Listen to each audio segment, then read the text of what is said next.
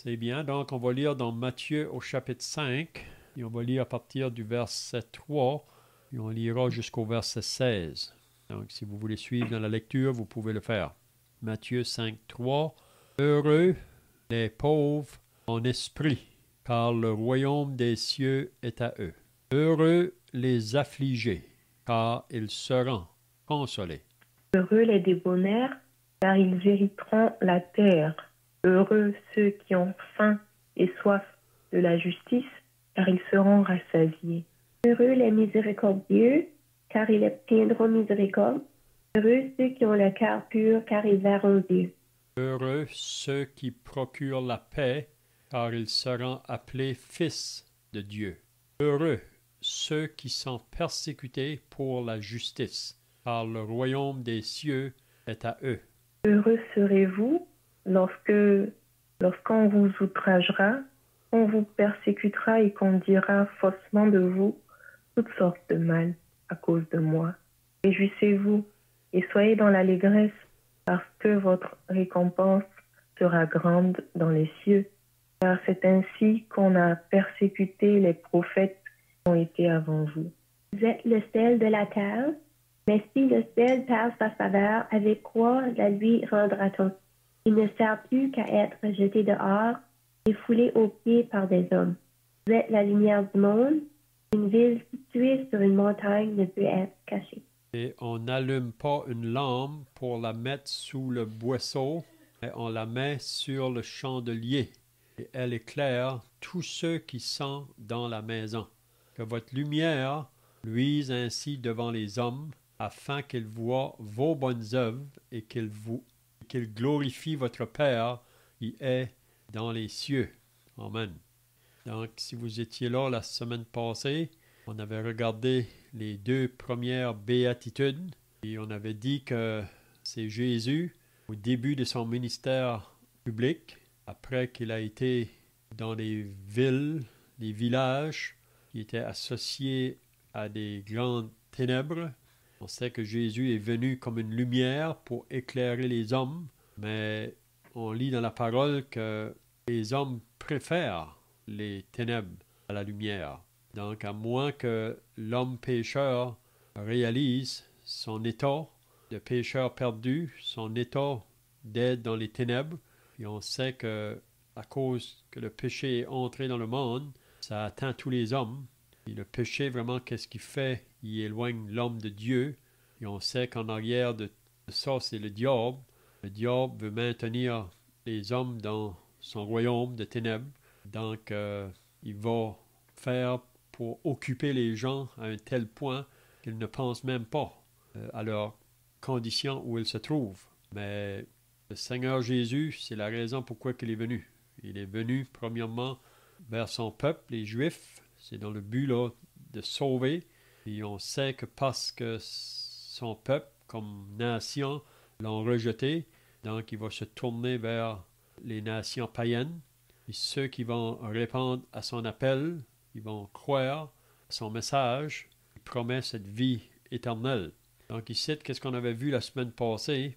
C'est qu'après que Jésus même a fait beaucoup de guérisons, là, on avait dit ça à la fin du chapitre 4, il a fait beaucoup de guérisons. Qu'est-ce que ça faisait, ça?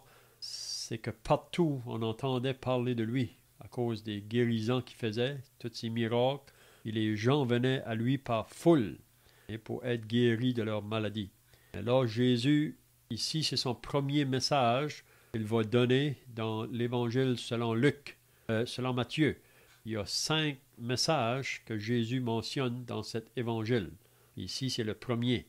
Du chapitre 5 jusqu'à la fin du chapitre 7, c'est son premier message. On appelle ça, c'est le serment sur la montagne ou les béatitudes. Donc, Jésus ici, il va monter sur la montagne, ça nous dit. Ses disciples vont venir autour de lui. Et on avait dit la semaine passée que un disciple, c'est quelqu'un qui se place sous l'enseignement d'un maître dans le but de devenir comme son maître. Donc, les disciples vont s'asseoir autour de lui et Jésus va les enseigner. On dit que Jésus, c'est le plus grand des enseignants. Il n'a jamais été dans les universités ni dans les écoles rabbiniques. Mais Jésus, c'est l'enseignant des enseignants parce que c'est lui le créateur du ciel et de la terre, c'est lui la parole même, donc c'est lui la sagesse, donc c'est la raison pourquoi on peut l'appeler l'enseignant des enseignants, le plus grand des docteurs qui enseignent. Donc là, avec ses disciples, il y a aussi une grande foule qui se présente là. Et Jésus, quand il a commencé son ministère, là, on voit ça après qu'il a été tenté par le diable dans le désert. Ensuite, il a commencé son ministère, puis son message était « Repentez-vous, car le royaume des cieux est proche ». Donc Jésus, c'est le roi de ce royaume-là. Donc il pouvait dire que le royaume de Dieu est parmi vous.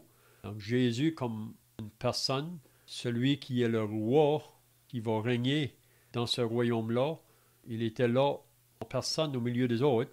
Mais Jésus ici, il va décrire qui sont ceux qui vont prendre part à ce royaume-là. Puis on sait que le royaume du Seigneur Jésus n'est pas encore établi sur la terre, mais bientôt, son royaume sera établi sur la terre. Présentement, ce monde ici est sous la puissance du mal. C'est vraiment le diable qui règne partout. Mais Jésus va bientôt établir son royaume sur la terre, un règne de 1000 ans. Vous se rappelez, dans le Notre Père, ça dit que ton règne vienne, que ta volonté soit faite sur la terre comme au ciel. Donc, ce règne-là va bientôt prendre place. On sait quand que Jésus est venu la première fois, le peuple d'Israël attendait ce Messie, ce Sauveur. Mais pour eux, ils attendaient le Messie qui allait venir régner. Ils n'ont pas compris, selon les enseignements des prophètes, là, que ce Messie-là, avant de régner, il faut qu'il meure, il faut qu'il souffre. Donc c'est ce côté-là qu'ils n'ont pas reconnu. C'est pour ça qu'ils n'ont pas pu reconnaître le Seigneur Jésus, parce que pour eux, celui qui vient, c'est celui qui règne. C'est lui qui va nous libérer du joug des Romains. Mais de se penser que ce Messie-là va mourir, ils ne peuvent pas considérer ça. Hein? Donc, Jésus ici, qu'est-ce qu'il va donner à ses disciples? Cet enseignement-là, là, c'est ceux qui vont pouvoir entrer dans ce règne-là, donc ça va être établi sur la terre, où c'est les qualifications de ceux qui doivent posséder maintenant en vue de ce règne-là un jour. Donc on avait dit, je pense, la semaine passée que l'Église n'est pas le royaume. Présentement, on est dans la dispensation de l'Église, mais il faut bien comprendre que le royaume est dans l'Église, c'est-à-dire que tous ceux qui ont reçu Jésus comme Sauveur et Seigneur, ils ont accepté Jésus pour qu'il soit le roi de leur vie. Ça veut dire que ceux qui sont sauvés présentement, Jésus règne déjà dans leur vie. Et qu'est-ce que Jésus nous dit ici? Ceux vraiment qui ont mis le Seigneur Jésus là, comme leur maître et Seigneur sur leur vie, ils vont démontrer ces qualifications-là que Jésus nous dit ici. Dans toute l'histoire, vraiment, de l'humanité, vous savez que ceux qui ont cru en Dieu, on sait que ce n'est pas la majorité, c'est toujours une minorité. Mais dans toute l'histoire, ceux qui ont cru en Dieu ont dégagé vraiment les qualifications que Jésus mentionne ici, dans leur vie. On a plusieurs exemples dans l'Ancien Testament des personnes qui ont marché avec Dieu. Okay? Mais ces personnes-là qui marchaient avec Dieu étaient caractérisées par ce que Jésus nous dit ici. Là. Donc c'est seulement ceux qui sont caractérisés par ces choses-là que quand Jésus va établir son royaume sur la terre, c'est eux vraiment qui vont être capables de vivre dans ce royaume-là. Puis on sait que ceux qui vont être sauvés dans la tribulation, c'est vraiment eux vraiment qui vont entrer dans ce royaume-là pour vivre sur la terre. Tandis que nous qui sommes associés à l'Église, nous allons aussi être là pour régner avec Jésus. Ça va être du côté du céleste, si on peut dire là. Okay? Donc, quand on parle du royaume de Dieu, ça comprend l'aspect céleste et terrestre. Okay? Donc, c'est ça qu'on va voir maintenant. On avait vu la semaine passée les deux premières béatitudes. Puis, vous allez remarquer que à chaque béatitude, il mentionne le mot « heureux ». Donc, ceux qui sont associés à ce royaume-là, vraiment, ils sont appelés heureux. Okay? Donc, on avait vu heureux les pauvres en esprit. On disait que les pauvres en esprit, ce sont ceux qui reconnaissent leur pauvreté là, en ce qui concerne les choses de Dieu. Je pense que la première place que ça se fait, ça, c'est quand que le message de l'Évangile est annoncé, que la parole de Dieu vient vers nous. Vous savez, par nature, on est orgueilleux. On est des personnes qui veulent être autant ou vouloir dire qu'on connaît les choses. Mais pour ceux qui vont être associés à ce royaume ici, là, le royaume de Dieu, il faut qu'il y ait un jour dans notre vie qu'on ait pris cette attitude d'humilité. Une attitude vraiment pour pouvoir dire qu'on ne connaît pas, on ne sait pas. Et on veut savoir, on est prêt à prendre cette attitude-là. On a l'exemple de Nicodème. Vous vous rappelez quand que Jésus a parlé à Nicodème pour ce qui concerne la nouvelle naissance. Nicodème, qui était un docteur de la loi, un enseignant en Israël, il ne comprenait pas ces choses-là. Puis on peut voir qu'il a pris cette attitude-là d'humilité-là pour dire à Jésus, mais comment cela peut-il se faire? Donc, il veut savoir. Donc ça, c'est vraiment l'attitude humble. Quelqu'un qui réalise qu'il ne comprend pas vraiment. Il a besoin de quelqu'un pour lui expliquer concernant les choses de Dieu ou les pensées de Dieu.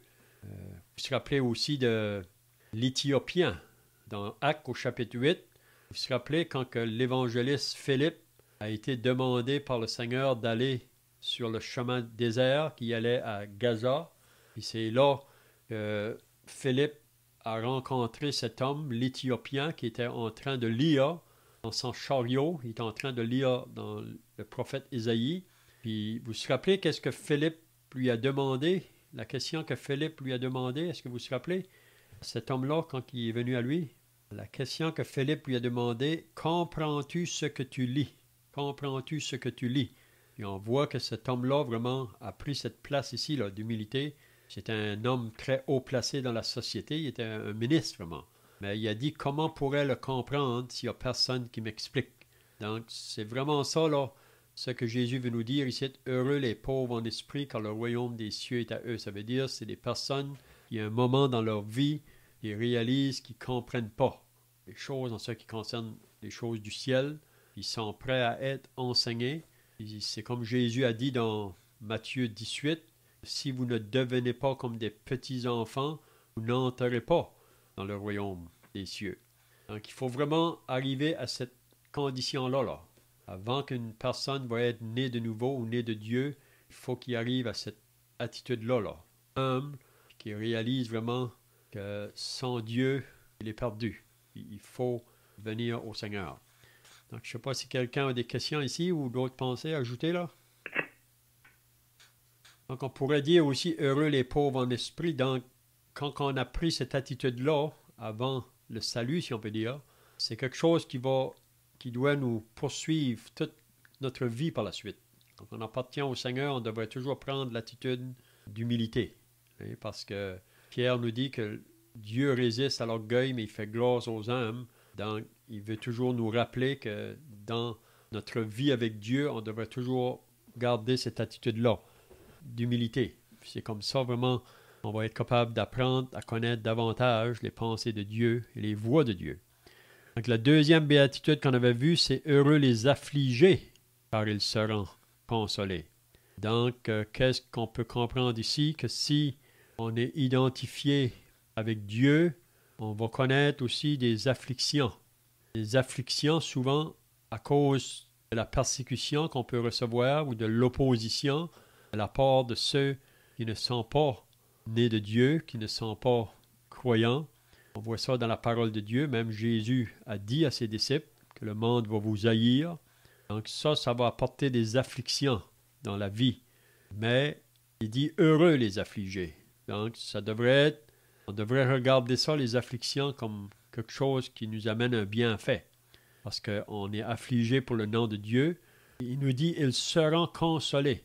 Donc, si Dieu permet des afflictions, il va permettre aussi la consolation. La semaine passée, on avait lu dans 2 Corinthiens, là, au chapitre 1, c'est ça que Paul nous explique. Vraiment que si Dieu va permettre des afflictions dans la vie de son enfant, il va aussi apporter la consolation. Toujours. Vous savez, Dieu est un Dieu de consolation. Si vous vous rappelez, Jésus avec ses disciples dans la chambre haute, après qu'il leur avait dit qu'ils devaient partir, retourner au ciel, ses disciples ont eu le cœur troublé, parce qu'il y avait de la difficulté à comprendre cet aspect-là du Seigneur Jésus. Jésus va leur dire que votre cœur ne se trouble point. Croyez en Dieu, croyez en moi, il y a plusieurs demeures dans la maison de mon Père. Si cela n'était pas, je vous l'aurais dit, je vais vous préparer une place. Et lorsque je m'en serai allé et que je vous aurai préparé une place, je reviendrai vous prendre, afin que là où je suis, vous y soyez aussi. Donc ça, c'était des paroles pour les consoler. Et même Jésus avait dit que s'il ne s'en va pas, il ne pourra pas envoyer le Consolateur, l'Esprit Saint. Donc le Consolateur, c'est un autre de la même sorte que lui, qui est là pour nous consoler dans les afflictions. Donc est-ce que quelqu'un a d'autres pensées ici, ou des questions là? Donc le troisième béatitude, heureux les débonnaires, car ils hériteront la terre. Qu'est-ce que ça veut nous dire, ça? Les débonnaires. Qui sont les débonnaires? Est-ce que quelqu'un a des pensées, là? Personne douce, faites le bien. C'est ça. C'est vraiment ça que le mot veut dire, débonnaire. Ce sont les doux. Heureux, les doux. Vous savez, si on est associé au Seigneur Jésus-Christ, lui-même pouvait dire qu'il était doux et humble de cœur. Donc, si on va dégager les caractéristiques du Seigneur Jésus dans notre vie, on devrait avoir ce côté-là de la douceur. Et puis on voit ça souvent dans les enseignements même de Paul, l'importance là, de manifester de la douceur. Ça, c'est surtout face à de l'opposition là, ou des persécutions qui peuvent venir à cause qu'on est associé à Christ. Donc, même dans l'Épître aux Philippiens, Paul dit que votre douceur soit connue de tous les hommes.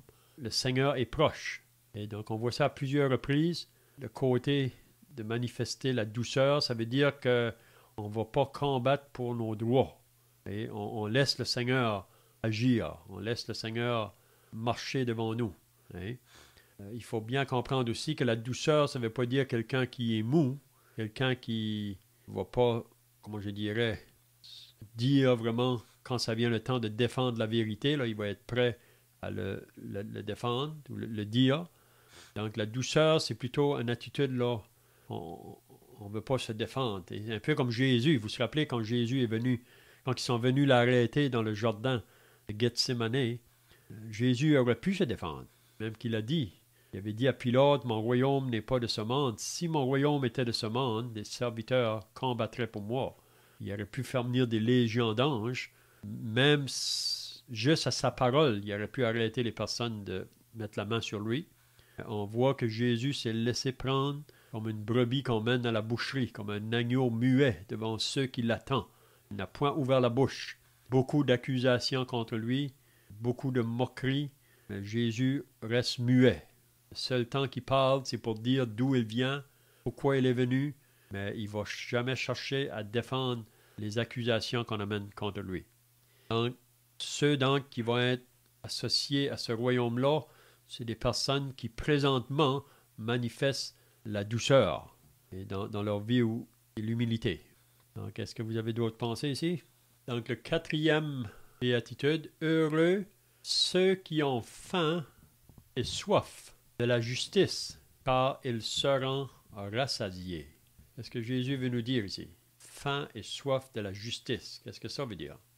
Désirer ardemment la justice. On peut dire ça, oui. Qu'est-ce que ça comprend, la justice, ici? Est-ce qu'on pourrait dire que ça comprend les choses qui sont faites avec droiture, les choses qui sont faites avec honnêteté? Oui. Vous savez qu'on vit dans un monde aujourd'hui où il y a beaucoup d'injustice, beaucoup de choses qui se font qui sont contraires vraiment à Dieu. Et c'est toujours dans le but, ça, de gagner davantage les choses de ce monde, pour les intérêts de ce monde.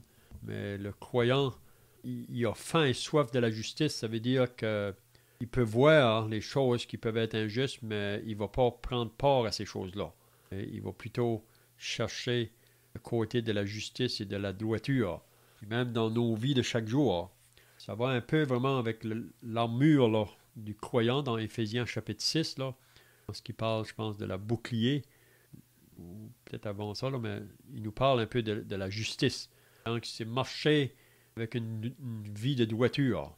Et on vit dans un monde aujourd'hui où on fait beaucoup de choses sous la table, qu'on appelle, hein, ou cachées. Mais en étant associé avec Dieu, on devrait toujours faire les choses qui sont droites, qui sont honnêtes, qui sont intègres. On a l'exemple de Job. Job était un homme qui était intègre, un homme qui était juste. Même Dieu l'approuvait. Dieu pouvait dire de Job qu'il n'y avait pas d'autre homme comme lui sur toute la terre à ce moment-là, qui vivait dans cette attitude-là. Même Noé est regardé comme un homme qui veut la justice. On a Enoch aussi, l'homme qui a marché avec Dieu pendant 300 ans. Donc, ceux qui ont faim de la justice, heureux ceux qui ont faim de la justice, même si qu'on voit autour de nous beaucoup d'injustice, mais pour nous qui sommes associés au Seigneur, on ne s'associe pas avec ces choses-là. Et si on a faim et soif de cela, il dit qu'on sera rassasié. Le Seigneur va donner notre part. Il va nous faire du bien, si on peut dire, si on marche dans cette vie-là, à chaque jour. Quelqu'un a d'autres pensées ici? Donc, le 5e heureux, c'est heureux les miséricordieux, car ils obtiendront miséricorde. Donc, qu'est-ce que c'est la miséricorde? Donner à quelqu'un qu'est-ce qu'il ne mérite pas. Et ça serait plus associé peut-être à une grâce. Hein? Et la grâce de Dieu, c'est que quelque chose qu'on a qu'on ne mérite pas. Mais la miséricorde de Dieu, je pense associé avec le mot bonté, là. C'est ou compassion envers l'autre à côté de nous. Donc, on voit quelqu'un qui est dans un besoin, puis on va chercher à venir pour le secourir, si on peut dire, là. On a l'exemple du bon samaritain. Hein? Si vous lisez dans Luc, au chapitre 10, cet homme qui était sur le long du chemin à demi-mort, parce qu'il avait été battu par des brigands, puis cet homme-là, à moins de secours en dehors, il va mourir. Et on voit qu'il y a des personnes qui sont venues, là, un prêtre qui est venu, il a vu cet homme-là sur le long du chemin, puis ça dit qu'il a passé à côté, sans venir à son aide. Donc ça, c'est pas la miséricorde, c'est pas la compassion. Il y a un lévite aussi qui est venu, il a vu cet homme-là, il passe à côté.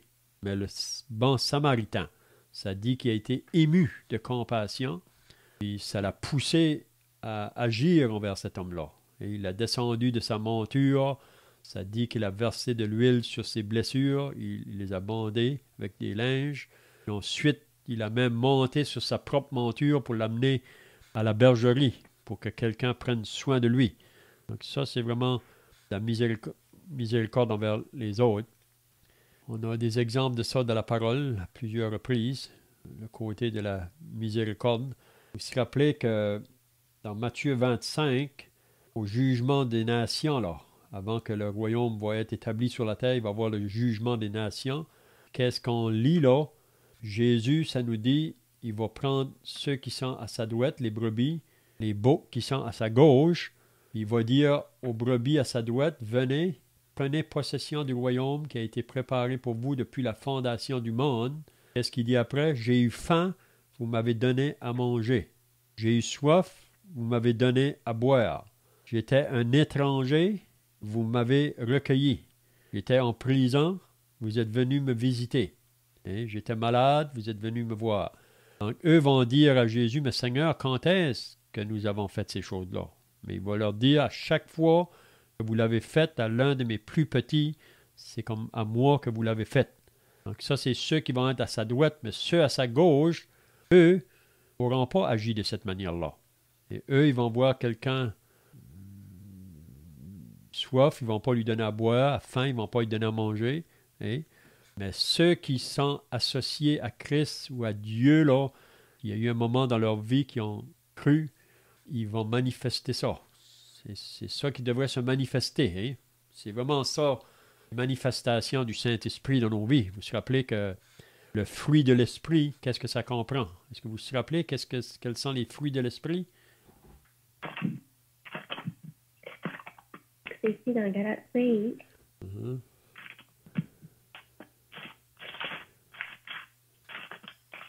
Le verset 22, tu peux le lire si tu veux, Annick.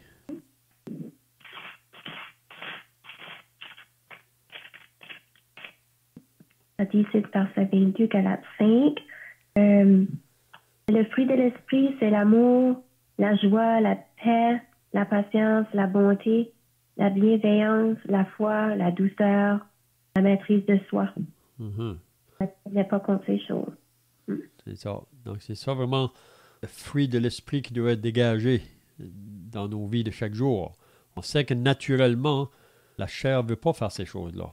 Mais si on marche une vie par l'esprit, on va dégager ces choses-là dans une mesure ou d'une autre. Donc, heureux les miséricordieux. Donc, c'est ceux vraiment qui voient le besoin de l'autre à côté. Hein? C'est vraiment ça.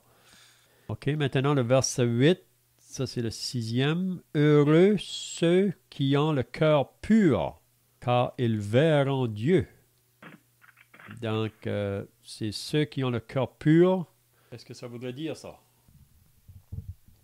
Est-ce qu'on pourrait dire, premièrement, c'est ceux qui ont eu le cœur lavé, purifié, parce que naturellement, on n'a pas le cœur pur. Naturellement, le cœur de l'homme est mauvais, est méchant. C'est ça que Jérémie nous dit, le prophète Jérémie. Donc, pour avoir un cœur pur, il faut vraiment qu'on ait passé par cette nouvelle naissance. Et parce que sans la nouvelle naissance, on est toujours associé avec la première, qui est associée à une nature pécheresse. Donc, on ne peut pas manifester un cœur pur. Mais après, on est sauvé. C'est comme ça que notre cœur a été lavé, purifié. Puis aussi, on veut garder dans nos cœurs les choses qui sont associées à la pureté. Hein? C'est pour ça qu'il nous dit dans le Proverbe, « Garde ton cœur plus que toute autre chose, car c'est de là que viennent les sources de la vie. » Donc, le cœur, c'est vraiment là où on a des affections. Donc, si notre cœur est donné à Dieu, donc il y a toute notre aide, vraiment. Et on lit ça, « Mon fils, donne-moi ton cœur. » Donc, quand on donne notre cœur, ça veut dire qu'on se donne tout. Hein? Donc, ceux qui sont caractérisés sur la terre en ayant le cœur pur, c'est parce, comme on a dit là, qui ont reçu le message de l'Évangile. C'est eux vraiment un jour qui vont être capables d'être là dans le royaume quand que Dieu va régner. Comme je disais tout à l'heure, il y a ceux qui vont régner sur la terre en ce moment-là. Ça, c'est eux qui sont sauvés dans la tribulation. Et nous qui sommes associés à l'Église, on va régner aussi avec le Seigneur dans ce moment-là, mais du côté de la sphère céleste, on peut dire là. OK? Donc, je ne sais pas si vous avez d'autres pensées ici. Une question. Oui. Je me demande, comme, quand ce qu'il dit « Heureux ceux qui ont le cœur pur, car ils verront Dieu », c'est un peu relié comme à notre position de justification avec le Seigneur Jésus.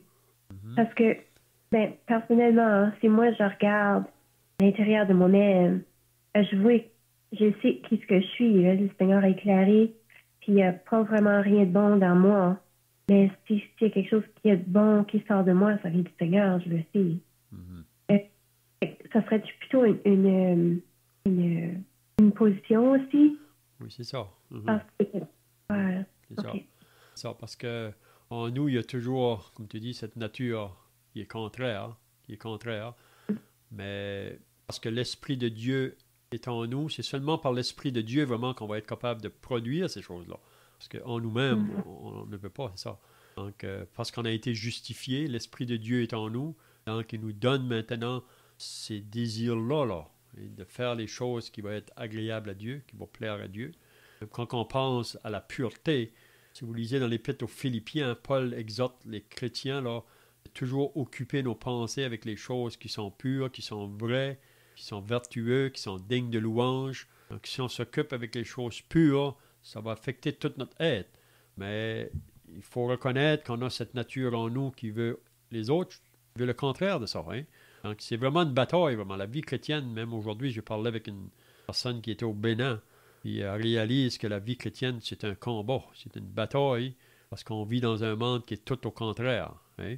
Donc c'est pour ça que Pierre nous dit dans sa deuxième épître, là, faites tous vos efforts pour ajouter à votre foi la vertu. Donc c'est une disposition là, constante à vouloir faire le bien. Mais en dedans de nous, il y a cette bataille continuellement. Hein? Donc c'est seulement en nous abandonnant là, à l'Esprit de Dieu qui habite en nous, c'est comme ça qu'on va être capable d'avoir des victoires, si on peut dire. C'est pas qu'on n'aura pas des manquements. On aura tous des manquements à cause de cette nature qui est toujours là. Donc, on n'aura plus de manquements, c'est quand on va être dans la présence de Dieu. Quand on va avoir les corps transformés, puis qu'on sera dans un endroit où le péché ne sera plus. Hein? OK?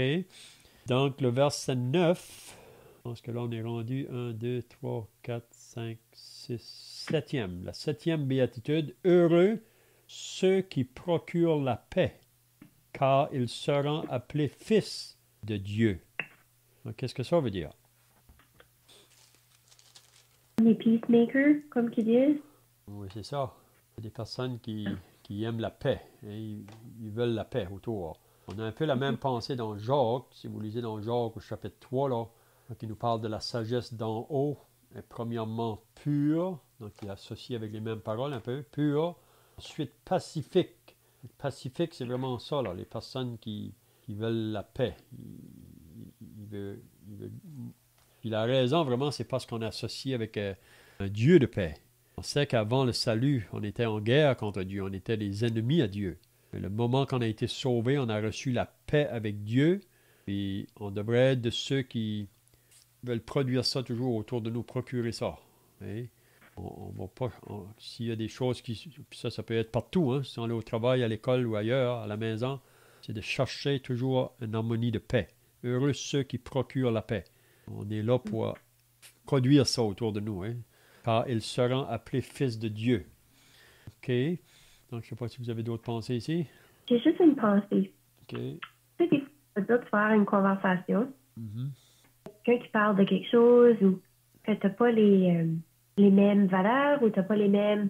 Et tu veux juste partager comme la façon que tu vois les choses. Mhm. Si tu parles, ça va brasser, là. Mhm. Si tu veux être comme quelqu'un qui veut amener la paix, je sais comme quand même que tu la sagesse d'amener certaines choses, mais même des fois quand tu amènes la parole ou des choses ou que amène certains sujets que des fois que ça peut peut-être brasser des affaires, tu veux pas dire dans ce sens-là, là. Parce que des fois, on dirait que quand je vais à quelque part, puis je vais peut-être parler ou quelqu'un va demander quelque chose, puis je sais que quand elle demande ces questions-là, ce que je vais dire, c'est pas vraiment c'est quoi qu'elle va entendre, mais c'est pour le meilleur pour la personne. Tu vois ce que je veux dire? Oui. Ça brasse un peu, Oui, c'est mais ça. en même temps, c'est pour le bien. Mhm. Oui, puis, comme tu viens de dire, dans ces temps-là, il faut savoir où arrêter peut-être. Hein. Des fois, comme tu dis, on va peut-être dire des choses, ça va peut-être brasser, mais ça ne vient pas à un point trop haut, là. Mais c'est là qu'il faut savoir, nous, quand ça vient trop fort, de pouvoir se retirer. Parce que la parole nous enseigne ça à plusieurs reprises. Même dans Romains 12, je pense qu'il parle de ça un peu aussi, là. S'il est possible, qu'il dit dans Romains 12, au verset 17, « Ne rendez à personne le mal pour le mal, recherchez ce qui est bien devant tous les hommes. S'il est possible, autant que cela dépende de vous, soyez en paix avec tous les hommes. » Donc, je pense que c'est ça que nous, on devrait toujours chercher. Mais des fois, c'est pas toujours possible, des fois. Hein? Peut-être l'autre côté, peut-être que lui, il n'est pas prêt à ça. Mais nous, c'est ça qu'on devrait toujours chercher. Donc, procure la paix, on cherche. Et comme tu dis, là, parfois, quand on amène le message, ça peut peut-être irriter ou frustrer. Oui. Mais c'est là qu'il faut savoir, nous, quand discerner, quand il faut se retirer, là, pour provoquer les choses. Oui. OK, donc le 10e maintenant, ça c'est le 8e. Heureux ceux qui sont persécutés pour la justice. Donc on avait vu tout à l'heure au verset 6, ceux qui ont faim et soif de la justice. Donc si qu'on veut chercher la justice ou établir la justice, ça, on va connaître l'opposition pour faire ça. Parce qu'on vit dans un monde contraire. Donc le verset 10, heureux ceux qui sont persécutés pour la justice. Donc à cause qu'on veut la justice, donc on peut rencontrer de l'opposition. Mais ceux qui veulent, qui le veulent, puis ils sont persécutés pour ça, ils sont heureux. C'est ça qu'il faut toujours voir, que c'est ça la recette du bonheur, vraiment. Le monde aujourd'hui cherche le bonheur, mais vraiment c'est ici la recette du bonheur. On veut être heureux, c'est en ayant ces choses-là dans notre vie, puis on sait qu'on n'a pas ça naturellement. C'est comme qu'on a dit tout à l'heure, à moins d'être né de Dieu, on ne peut pas faire ces choses-là. Heureux ceux qui sont persécutés pour la justice, car le royaume des cieux est à eux. Donc le royaume des cieux est là, et c'est à vous. Oui. Ensuite, on va finir avec le 9e. Heureux serez-vous lorsqu'on vous outragera. Donc ici, peut-être, c'est vrai que naturellement, On ne peut pas penser qu'on peut être heureux si quelqu'un nous outrage. Mais en étant dans le Seigneur, en ayant l'Esprit de Dieu en nous, face à des outrages, on peut être heureux. C'est ça que Jésus nous dit. Heureux serez-vous lorsqu'on vous outragera. Vous savez qu'est-ce que c'est l'outrage? C'est parler de quelqu'un dans le but de nuire sa réputation. Hein? Donc parfois, le monde inconverti va outrager les chrétiens ou les calomnier. Mais, sachant que c'est pour le Seigneur, on peut être heureux. Heureux serez-vous lorsqu'on vous outragera, qu'on vous persécutera et qu'on dira faussement de vous toutes sortes de mal. Donc, dire des choses fausses de nous, à cause qu'on est associé à Christ. Jésus nous dit, on est heureux. On est heureux. Même les disciples, on lit ça dans les Actes au chapitre 5, là, à la fin, ils étaient heureux d'avoir subi le fouet, vraiment, parce qu'ils savaient qu'ils souffraient ça pour le nom de Jésus. Qu'est-ce qu'il dit après? Réjouissez-vous et soyez dans l'allégresse. Donc, ça ne devrait pas nous jeter à terre tant que les personnes nous outragent ou nous persécutent ou ils disent toutes sortes de mal de nous. Hein? Ça peut être à l'école, ça peut être au travail, ça peut être dans la famille, ça peut être partout autour de nous. Et ça devrait, contrairement, Jésus nous dit que ça devrait, réjouissez-vous et soyez dans l'allégresse. C'est pas que ça fait pas mal, ça va nous faire mal, mais quand on sait que c'est pour la cause de Christ, il dit réjouissez-vous parce que votre récompense sera grande dans les cieux. Donc si on va avoir à être outragé pour le nom de Christ, persécuté pour le nom de Christ, on va dire du mal de nous à cause de Christ, il dit on devrait nous réjouir. Et la raison, c'est que le Seigneur nous promet une récompense. Il va récompenser tous ceux qui auront supporté ces choses-là là, patiemment. Et ça, c'est face à la persécution, vraiment. Parce que votre récompense sera grande dans les cieux, car c'est ainsi, donc il nous rappelle que ceux qui ont vécu avant nous, les prophètes qui sont venus avant, ont connu la même chose. Parce que c'est ainsi qu'on a persécuté les prophètes qui ont été avant nous, ou avant vous. C'est ça. Ça met fin à notre étude ce soir, donc on pourra reprendre la semaine prochaine. Donc je ne sais pas si vous avez d'autres pensées pour terminer ou des questions. C'est bien, on va dire un mot de prière, puis ensuite on peut chanter un cantique. Notre Dieu et notre Père, nous voulons maintenant nous approcher devant ta présence pour te remercier et te rendre grâce pour ta parole. Nous réalisons que ta parole nous éclaire, ta parole nous fait vivre. On te rend grâce que ces paroles-là ont été données pour ceux qui vont être associés au royaume avec le Seigneur Jésus un jour. On sait qu'il y a l'aspect terrestre, mais aussi le côté céleste. Donc nous voulons te remercier pour ces paroles et on voudrait, Seigneur, que ces choses-là puissent se manifester dans la vie de tous ceux qui ont cru au Seigneur Jésus, afin que les autres autour puissent voir ça et cela pourrait les attirer à toi. Donc nous remettons cela entre tes mains au nom du Seigneur Jésus. Amen. C'est bien, donc on peut chanter un cantique là. Je ne sais pas si vous l'avez déjà connu, c'est « Oui, parlant de Jésus ». C'est un cantique en anglais, mais on a traduit ça en français. « Oui, parlant de Jésus ». Oui, parlant de Jésus, le roi des rois il est, le Seigneur le suprême, de toute éternité. Le je suis le chemin, le vrai, la vie, la porte. Oui, parlant de Jésus, plus en plus. Pour moi, il est tout, oui, tout pour moi. Pour moi, il est tout, grand et petit. Pour moi, il s'est donné, il a changé ma vie.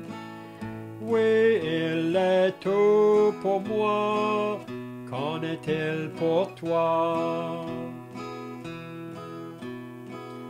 Quelqu'un demandera, quelqu'un me dira, qui est ce Jésus dont tu parles chaque jour? Il est mon sauveur, il m'a libéré. Maintenant écoutez ce qu'il est pour moi. Pour moi il est tout, oui tout pour moi. Pour moi il est tout, grand et petit. Pour moi il s'est donné, il a changé ma vie. Oui, il est tout pour moi, qu'en est-il pour toi? Sur la croix de honte, mon sauveur est mort. Au-dessous son nom d'amour, il fut crucifié. Il fait la propitiation, il versa son sang.